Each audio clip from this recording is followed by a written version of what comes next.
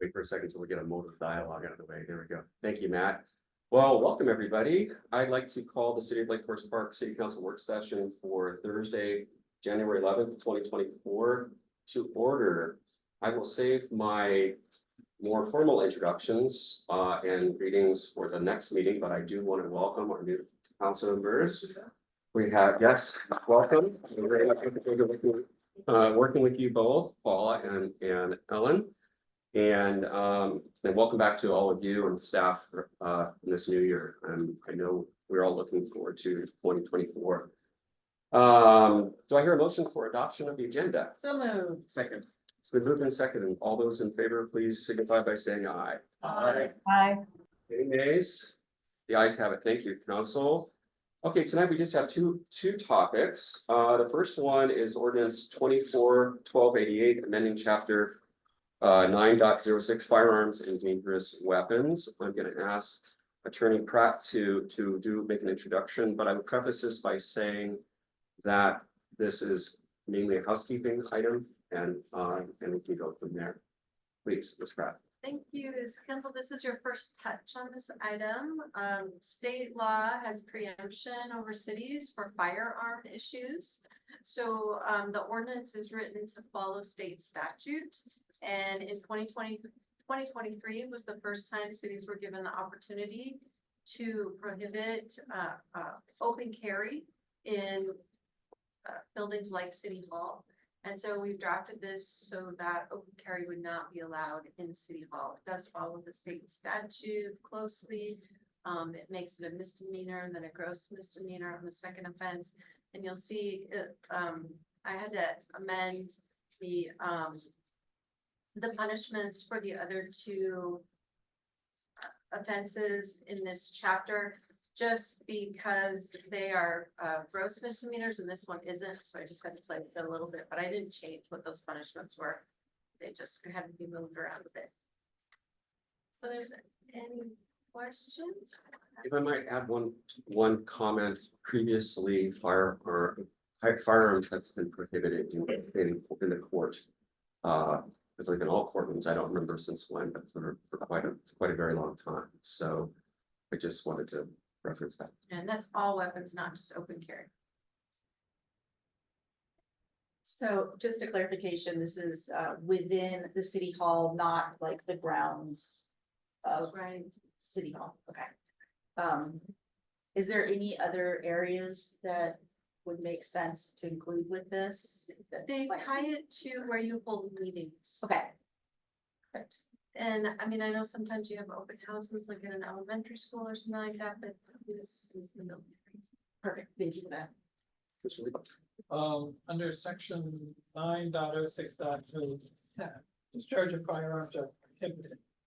But it says when there's a reasonable likelihood of injury to humans, domestic animals, or property is unlawful.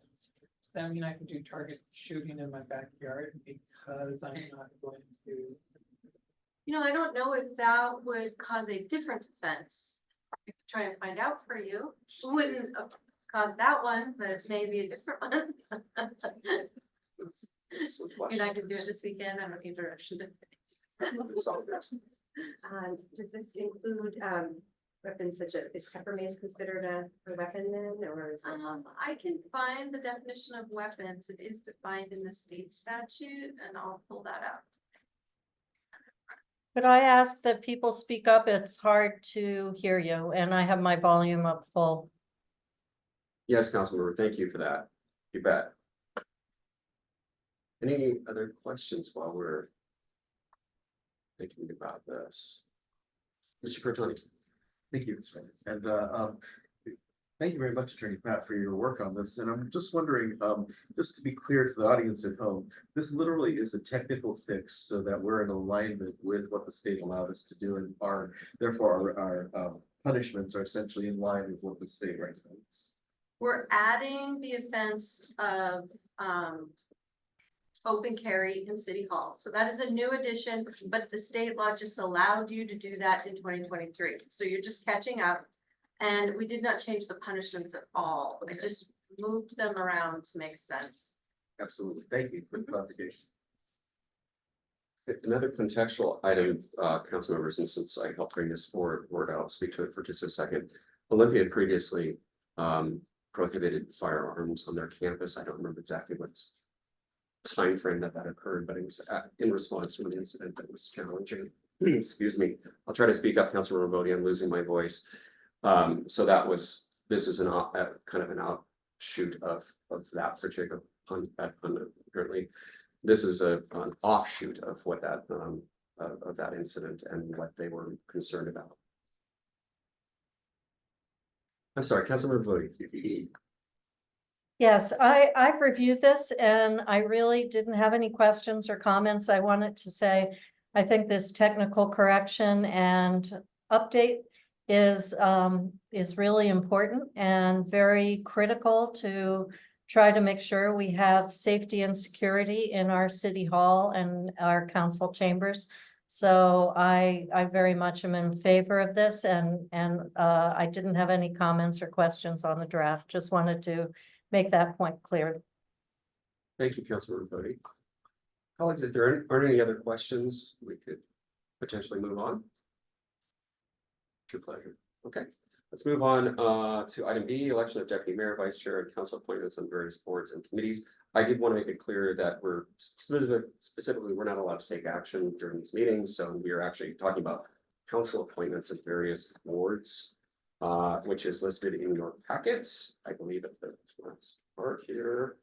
And so I hope we got this list in a place that is fairly accurate. Mr. McLean did indicate that we do not. He has it up there. Thank you. The on your copy, I believe the Climate Action Committee was somehow deleted or inadvertently overwritten.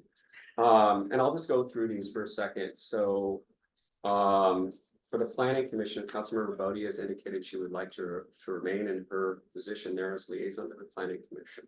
And again, we're not making any specific decisions here, but I want to make sure that we're not missing something. Could I just add, Mr. Mayor, sorry, I was going to say Deputy Mayor. Could I just add, Mr. Mayor, at least through the completion of the comprehensive plan? And then if there was another council member who was interested in being on the Planning Commission, I would certainly allow someone else to have that opportunity. Thank you, Councilor Bodie. That's very gracious of you to stay on for the comprehensive plan, which will hopefully be wrapping up later this year. Let's see, I'm sorry, Tree Board, Councilmember Goldman. Thank you, Councilmember. Parks and Rec Advisory Board, Councilmember Bodie. Again, Mr. Mayor, if I could just say, Okay. I at least would like to stay on till the completion of the master plan for the Lakefront Park. And potentially for discussion of how people can make donations to the parks and to the city. But again, I would be willing to, if there were another council member, especially a new council member who is interested, I would be willing to rotate off at some point in the future after the master plan for the Lakefront Park is completed. Thank you again, Councilmember Bodie. Let's see, let's move on to Sound Cities. Oh, I'm sorry, I'm looking at this. I need to squint to look at that. Climate Action Committee, Councilmember Frattani. Thank you, Mr. Mayor, and like Councilmember Bodie, I'm happy to rotate off. I just would like to stick around until the Climate Action Plan is released to the council in March. Thank you very much. That's very first. You all are so flexible. That's very generous of you. Sound Cities, Health Here Governing Board, Councilmember Riddle is the board president. Congratulations. It's a very wonderful. They're lucky to have you there, Semra. Joint Recommendations Committee, I Councilmember. did step down. Do you step down from that? because, Okay. Yeah, gotta balance my responsibilities there, so, Sure. that one is. Yeah, unless anyone else here signed up for it, I did not, re-opt for it this year. And for the edification of our new council members, you may have heard this, but some of these things, unfortunately, and they're trying to change this. Some of the timing relative to application for these various boards happens prior to the end of the year, before people are elected, before they're even sworn in. So it can be a little challenging, and I know the SCA is trying to figure out how they can move up the time frame with some of these things so that new council members have the opportunity to chip in. However, and that's because they select the board members by application. So let's see, PSRC, Growth Management Policy Board, that was by application. Councilmember Cassover has retired, so that is no longer in the mix. Again, that's one that is available, and I would say that some of these, she was an alternate. Many of these boards, as Councilmember can testify to, that if you're interested in these boards in the future, generally you want to try to be an alternate first before you try to become a full board member. That's the pathway that they like to look at. The SCA Public Issues Committee, I've served on that for a number of years, first as the alternate and at primary. I would like to remain in that capacity. That's an important group that I have some really deep relationships with, and I'm also very committed to making sure that they get lifted up a little bit because they're struggling a bit. The council member Bodie is the alternate for that, for the Sound Cities pick. Let's see, the King County Solid Waste Advisory Committee, the SWAC. We're gonna start throwing a lot of acronyms at you guys. And believe it or not, there's MISWAC too, so not to be confused. Councilmember Cassover, who's retired now, was a member there, so that is no longer in a group that we're represented on. But for the future, Mr. Bertoni. Yes, I would be interested in being an alternate on that. One of the reasons is that the legislature is now considering the new version of the RAP Act, which most of you know is basically the having to do with recycling, Right. having to do with extended producer responsibility, things like that. And I am guessing that this committee is going to become more front and center as space time goes on. So. Okay. I don't remember what the application process is for this, or would you automatically grant it we can find out. Is there anyone else that's interested? You wanted to be the alternate? I'd like to be the alternate. Okay. This is important work. Is there anyone else that'd be interested in being primary if we can facilitate that? You get to talk trash. The council never gets tired of that joke. I probably used it at least 100 times, and I apologize. Okay, well, we can have conversations. Please reach out, you know, to the administration if you have questions, or and we can find out specifically how that member is appointed or makes application. Moving on to other very important forum, the Seashore Transportation Forum. Councilmember Cassover of course, has retired, and Councilmember Goldman is, I believe, the co-chair. As of last Friday, it's official, yes. Congratulations to you. There you go. No, that take a few words about that. Absolutely. Please. Also, could we have research at the bottom? Oh, yeah. So Seashore, King County divides their transportation district into 3 zones. Seashore is Lake Forest Park, Shoreline, Seattle. There's the East King County, and then there's South King County. As a city, we are entitled to 2 members and an alternate. Currently, I am one of the members. Councilmember Lebo is an alternate. Any interest in? I will have to pass because it's always Friday morning and I always get booked up on Fridays. Okay.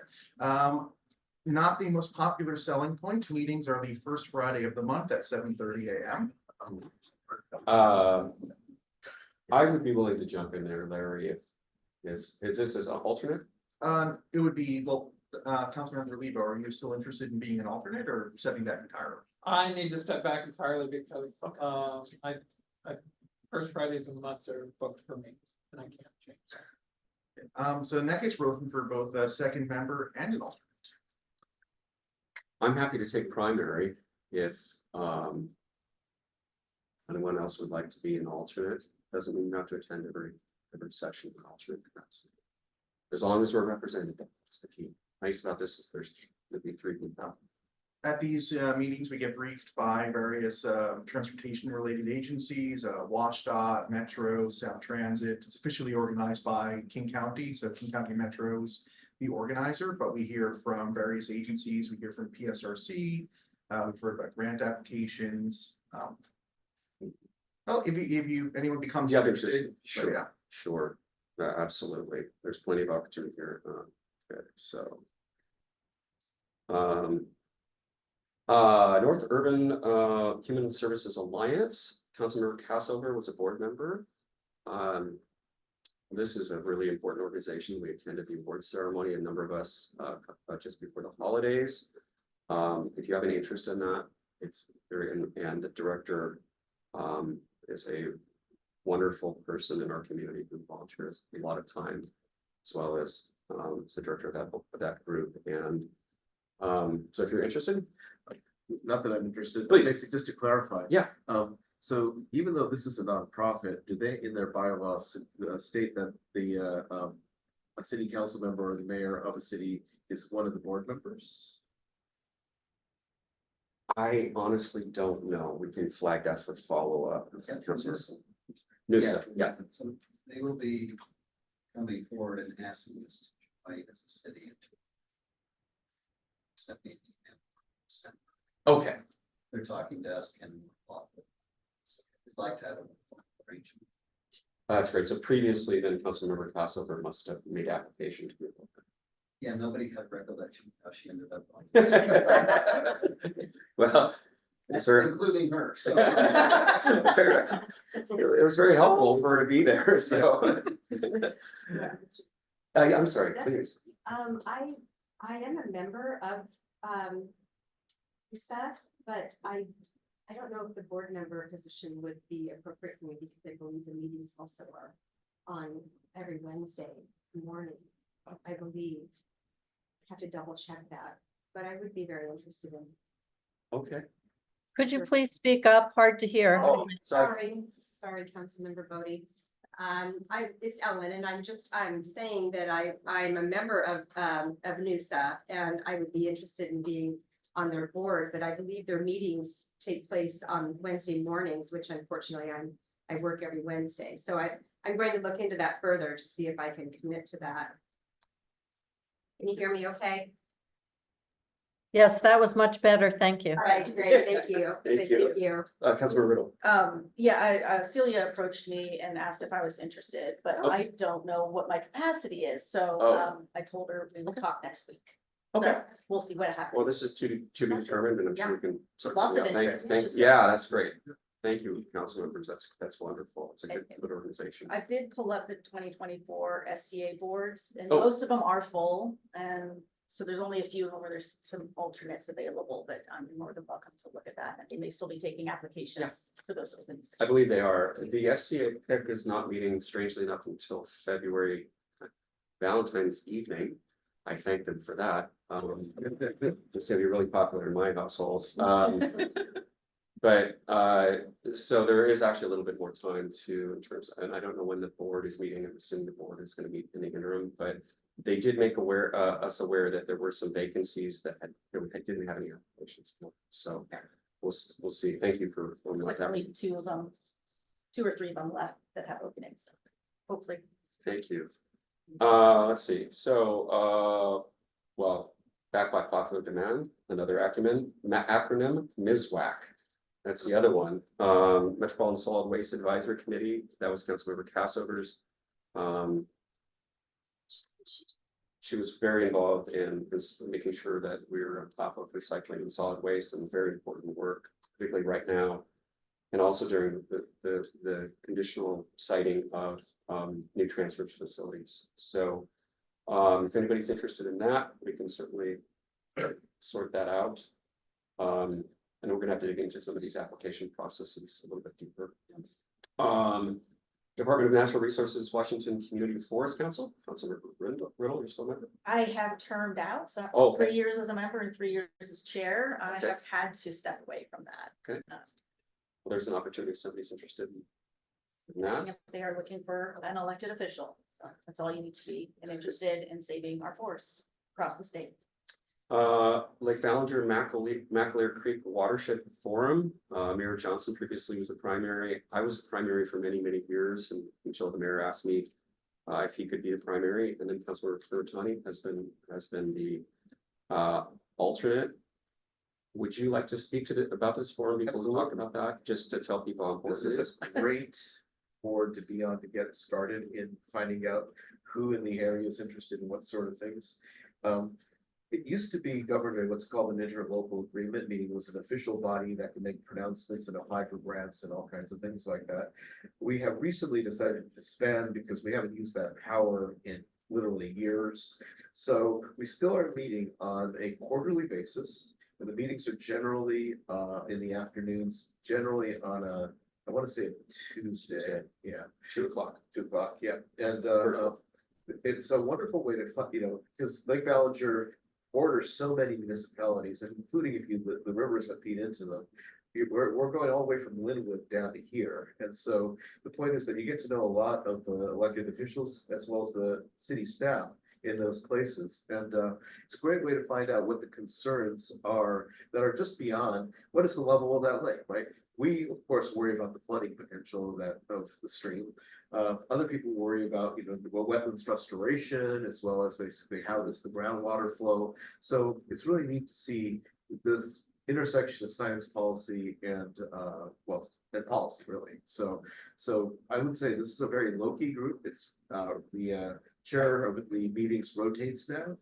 We're gonna have to host it at some point. So I'm happy to give up my seat if somebody is really interested in doing it. Okay, be back. Well, we need a primary and an alternate, and I certainly don't need to be in the mix, so you've been doing great work there. I Mr. could stay as an alternate, yeah. Yeah. Unless you Let want to, me be okay, all right. At least for a while. Okay, fair enough. Yeah, I don't think, I want to put a finer point on what Mr. Furtani said, Councilmember Furtani said, that this group is really important. And I think we're also, as he and I spoke about earlier, we're at a pivotal time with the expiration of the ILA, or expiration of the dissolving of the ILA. And that group is really a principal reason why we were able to sort out the federal funding and various issues surrounding the culvert replacement and flood mitigation project here in Forest Park. And so I would be remiss if I didn't thank our friend Mr. Feeney, who was deeply involved in the formation of that, and I think he's maybe online right now, but got me involved, and Mr. Furtani's taken it on as well. And it's very important work for this community because we're at the bottom end of a lot of water issues and things that need to be worked on. So Yeah, and also we should thank former council member Phillips, right? Phillips, of course, thank you. He was in the interim there too as well for many years. Okay, well, thank you both for that. Water Interest Resource Inventory Area 8 Salmon Recovery Council, RIA 8. Councilmember Bodie is the member and Councilmember Furtani is alternate. I was a primary member many years ago. Councilmember Phillips is also a member. I can't remember if it was a primary or alternate, but that is another really important group. And besides, if you ever have any interest in the inner workings of the locks system, you get to take a tour of the locks once a year. And I gotta tell you, it's pretty amazing. Councilmember Bodie.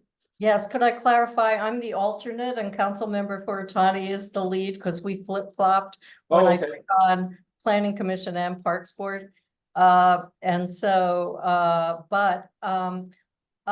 I do want to say before, Councilmember Phillips was involved for many years. He was actually co-chair, and some of what the RIA group does is actually provide input and provide grant funding. And so I know Councilmember Phillips was very involved in reviewing the grant applications and making recommendations on them. So I am going to step away because I really had largely stepped away anyway. So I must admit I wasn't coming to meetings as alternate because of the press of other business and other meetings. So this group meets once a month. And it's pretty well staffed by very dedicated conservationists. So I recommend it. I was pleased to be on it as an alternate to Councilmember Phillips, and I encourage other council members to want to be alternate if Councilmember Furutani wants to be remain the member. Thank you, Councilmember Bodie. And thank you for reminding me of Councilmember Phillips' involvement. He was involved in so many environmental issues and really helped lead the way on many of these projects. Mr. Furutani, do you want to remain as primary? Again, basically, I'm happy to rotate off. I've been on it for the past 2 years. I'm happy to also stay on. So if somebody wants to be the alternate, that would be great too. It's again, another low-key group, as Councilmember Bodie was saying. It meets, and this has always been kind of weird. It moves a little bit in terms of when it meets. So basically you have to be a little bit flexible. But if you're interested in things like not just salmon recovery, but also, for instance, the riparian habitat in general, shoreline habitat, if you want to worry about lights on the lake, attracting fish, that kind of stuff. If you're worried about what kind of fish are actually eating our poor little fry that are coming back here, this is definitely the group for you, and you learn a lot. So it's a pretty amazing group. And as the mayor was saying, part of its job is to actually grant funding to all kinds of different groups. And we do everything from local nonprofits to local community groups to cities and things like that. So it's kind of heartening to see how many people are really involved in this whole ecosystem of trying to get our lake back to where it was. So. One of my fondest success stories from that group was the restoration of that farmland down to the south. Cedar River watershed, I believe. Yep. And it's quite extraordinary. In conjunction with the private landowner, there was a restoration, and I believe it was within 1 year, the salmon returned after they removed some weirs and various things, they returned, and it was like the first count, they couldn't believe the number. And it's really exciting to see those success stories. And the cool thing is it flooded. Yeah. And it was okay. Right? That wouldn't normally be the case, right, with the developed area, but yeah, it was absolutely went through the flood fine. Is anyone interested? Would you also, Paul? Okay, that's great. Thank you. Let's keep it with the water and the fish. Okay, thank you, Councilmember Good. Appreciate that. Okay, now here we are. Okay. I'm sure other people are taking notes too, because I'm gonna probably not be able to read my chicken scratch here later. K4C Outreach Committee, it was Councilmember Cassover, member, and Councilmember Furutani, member. Mr. Furutani, you want to speak to this? Sure. This is we've been a member of the K4C Consortium, and it stands for the King County Cities Climate Collaboration. That's why it's 4C. And it's as the name implies, it's sponsored by the county, and so we work with staff at the county level, and principally it's an advocacy group and keep making sure that all the cities are heard when legislation is before various committees in Olympia. So right now it's kind of the thick of it since the legislative session is beginning. And so a lot of it is also information out disbursement. So we have a town hall for elected officials, and we're trying to get one together for the general public to basically talk about what kinds of opportunities to help with working with climate mitigation and climate resilience. And so again, it's a pretty low-key group, and you get to actually meet electeds from all over King County. And so for instance, the chair right now is Janice Son over at Bellevue. Oh, yeah. Yeah, and so what's neat is basically you can kind of see what a medium-sized, biggish city, what they worry about compared to what we worry about here. So really comparing notes is nice, and you get to meet a lot of people who are interested in the same kinds of issues at the public policy level as you do. Excellent introduction. Thank you, Councilmember Furutani. Oh, and the meetings are, so this is why I'm not doing that one SCA one. It's Fridays at 10. So it'll be right after that other meeting. So, yeah. After Seashore. Yeah. Right. Is anyone interested in K4C outreach? I mean, at this point, I would just say for everyone's application, there are so many opportunities to volunteer. We have to sort of pick and choose as long as we have representation on the critical ones. The alternates we can kind of sort out later if somebody has an interest. But at the same time, there are certain things that we absolutely have to have membership and representation. I'm happy to stay on. Okay, thank you, Councilmember. Skipped over one. Oh, yeah. Oh, Yes, the North King County Shelter Task Force. oh, I'm sorry, now North King County Shelter Task Force, yes, Thrown thank into you. the North King County Coalition on Homelessness, if you'd like to update the name. And I am happy to stay on board with that. Okay, thank you, Councilmember. And last but not least, another acronym, RACER. Mr. Goldman, would you like to give an intro on that and Sure. pitch it to our colleagues? RACER is the Regional Crisis Response Group. That's the group that was founded by the 5 cities, Shoreline, Kenmore, Bothell, and Kirkland. It's an outgrowth of our policing and having more social workers to respond to calls. It's fully staffed and potentially growing even more. This is the Principals Assembly, where each city gets 1 member and 1 alternate as sort of a governing board. Actually, not so much a governing board, you're the kind of the governing board, but it's more an advisory group on just to make sure things are working well. I think we meet roughly once a quarter or so. I'm happy to stay on, but we are looking for an alternate. This is a little bit of history here. Actually, Mr. Hill, would you describe the history of its formation, please? Yeah, so this was the radar program that actually started in Shoreline through the King County Sheriff's Office. Bid funding through Councilmember Denbowski. We were a member city. Sorry, Julian, I'll speak up. All for a board. Yeah, yeah, I got it. And as it grew over time, there was interest in expanding, especially during COVID. We saw so many more mental health issues that needed to be addressed, or being addressed, couldn't be addressed through our police services. And so we got together as cities. Kirkland had, through their council, allocated dollars for starting to fire up their own responders, and we came together and made this entity of the 5 cities. And so board is made up of city managers, city administrators, principals board, keeps an eye on us, the budget, and make sure that the organization is staying true to what the city council and mayors were promised when it was formed. So like Councilmember said, we meet quarterly. I attend along with Councilmember Goldman.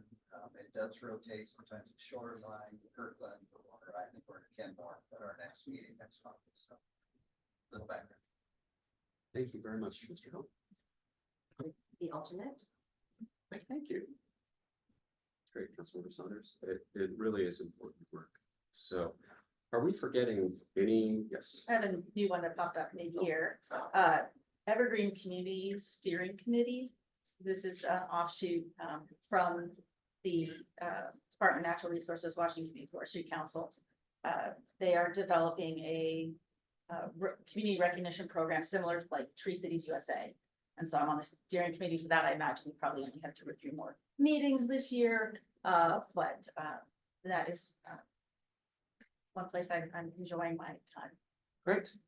Thank you. And then to clarify just real quick, Matt, it's North King County Coalition on Homelessness. I'd be remiss in getting it wrong. Thank you. Appreciate that. I think that's all I'm in. Anyone, are we forgetting any other organizations that people are involved in or having interest in? Mr. Mayor, if I Oh, I'm could, sorry, yes.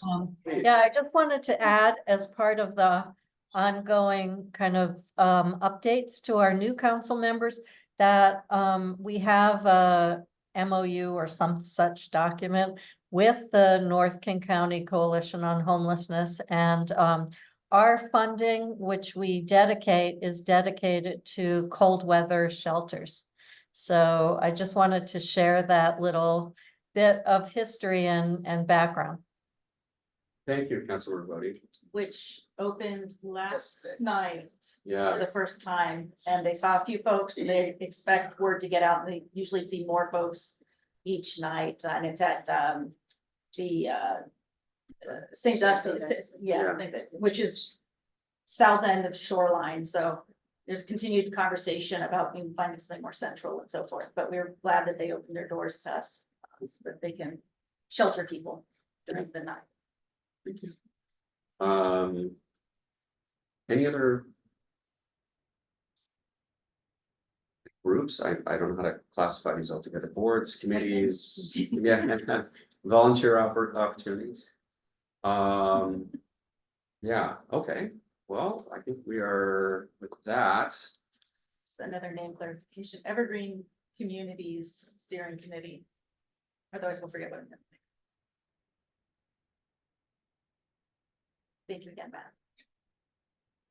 And what I would say, just as in sort of in closing of this topic, and many of my colleagues have said this more, our colleagues have said more eloquently than I will. That many of these boards and volunteer opportunities are great ways for us not only to interface with other jurisdictions and people that are going, you know, that are elected officials like ourselves or staff or et cetera, but it's also opportunities to hear about funding opportunities. And that is something that's critical in a community, all our communities, but a community like ours, which is so dependent on outside opportunities for funding and also opportunities for collaboration on projects like we've done with Shoreline, we've done with other cities. We are doing with Shoreline right now, called the Culvert Project. So just food for thought, because if there are other boards or committees that you become aware of that gives us access to that kind of information, please bring it to the group. And if you're not interested yourself, or even if you are interested yourself, as a resource, it could be very helpful for a city. And it's difficult to keep your thumb on all these different things as a city. So let's see where we are in time. Well, I think unless there's anything else for the good of the order for the work session, we will consider this adjourned and we'll move upstairs. And thank you, everybody, for your willingness to serve. We're adjourned. Thank you, Karen.